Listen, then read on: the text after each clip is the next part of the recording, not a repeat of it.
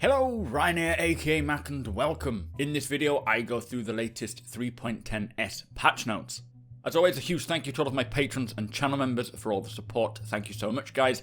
And make sure you are subscribed and comment with what you're excited for in 3.10, as we have a Mantis standalone ship to give away, courtesy of my channel member, the Doctor.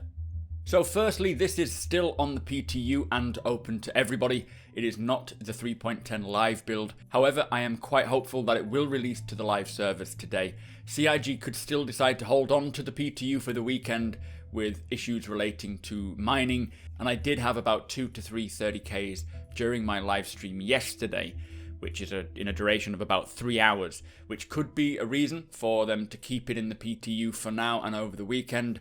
But I do feel that this build is probably good enough to go live later this evening. Do not hold me to that though. There are still a few known issues which are not necessarily blockers, but could cause issues for a live release. Anyway, let's take a look at the S patch. So for feature updates in gameplay, they have temporarily updated Pro 10 missions to not spawn around Delamar. This is to avoid issues with the target not spawning in. They have increased the time it takes for the doors to close in hangars after it detects the ship has kind of left. And they have increased the signature range of scanned minables. We may try some mining on today's stream, but I'm glad that the doors now don't close on people and trap them in the hangars. For ships, they have temporarily changed the Banu Defender's loadout to use fixed size 2 tachyons. This is to prevent the Singe cannons from being swapped to other ships. And they've also removed the Nox Q, the Dragonfly Yellowjacket, the Titan Renegade, and Sabre Comet from the shops in the PU. Now this is because these are limited sale ships and they are not available to everybody. But it is good that they have got all of the ships in-game now, barring these limited ones, which is what we've always expected. And finally, for Cortec, they have updated the error messaging that you receive upon server disconnect. Not sure what it says or whether it's a different number. It could be maybe giving more information in regards to 30Ks, because a lot of people are unsure as to what they are, so hopefully it'll get a bit more clarity on what it was perhaps. So there are 14 bug fixes in total. The first one being wind should no longer blow inside landing zone hangars. People will be very happy to hear this, I'm sure, as it was plaguing a few people as they came into land. Singe weapons should no longer incorrectly damage multiple shield faces per hit. Repairing should now restore the ship's flight behaviour to normal after a wing is broken off, a thruster's broken off, or any part of the ship for that matter.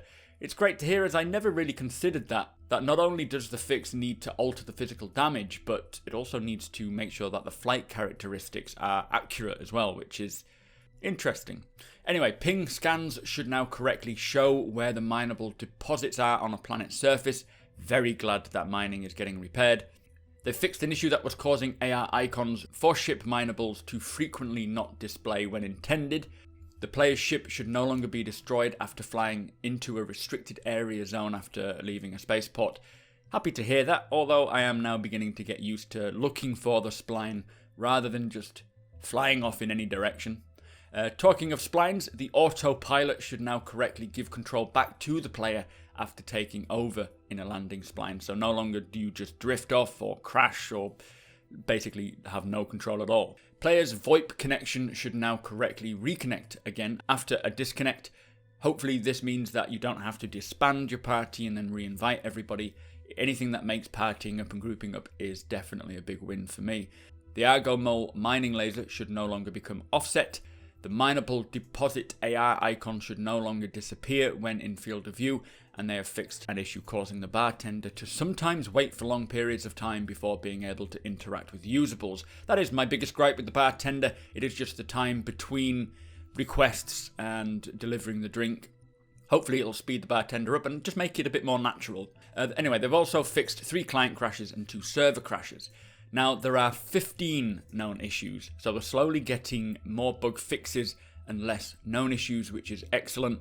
Trying to repair, etc. at the HER L4 space station will cause a client crash, so avoid repairing there. Not a big deal really, so long as people are aware of it, as there are plenty of other spots to repair. Asteroids will still relocate when ping scanning, so asteroid mining is still pretty much not plausible. AI ships still suffer from desync. We saw this a lot on my stream yesterday while dogfighting. They bounce around all over the place. Player ships can still appear to be unknown after destruction, and after spawning they do not appear. That has been a bit of an issue for a while now. You need to press landing gear button 3 times to raise your landing gear at the first time you enter the ship. Crystals and large surface rock deposits can vibrate or shake still, so maybe we won't be testing mining on stream. We will give it a go today, but if they are vibrating every time we find some, then we may pass up on that. The Greycat ROC is unable to extract all crystals, which I guess would only affect the Evocati right now, as they're the ones with access to the ROC. And then the usual sort of prison issues with loadouts and screens are still an issue. So I'm hoping they can sort out a lot of these issues, especially with mining, which seems to have appeared only in this patch, likely due to the change to the mineable options, probably when they introduced the ROC mineable options. As I said earlier, it's not in a bad state, and it could release to live tonight, but I would not be surprised if Cloud Imperium keep it on the PTU for the weekend. Personally, I do think they will release today to meet that sort of release in July statement that they gave us a little while back, but that is not a guarantee at all. Do let me know what you think, but with that said, make sure you hit subscribe if you would like to keep up with all of the Star Citizen's development, and tick that notification bell if you want to be notified when my videos go live. Also, hit the like button if you don't mind, it does me a big favour, and come and hang out over on twitch.tv/supermacbrothers. We will be streaming today, checking out more of what 3.10 has to offer. Thank you again to my patrons and channel members for all of your support, guys, and thank you for watching, and I will see you next time.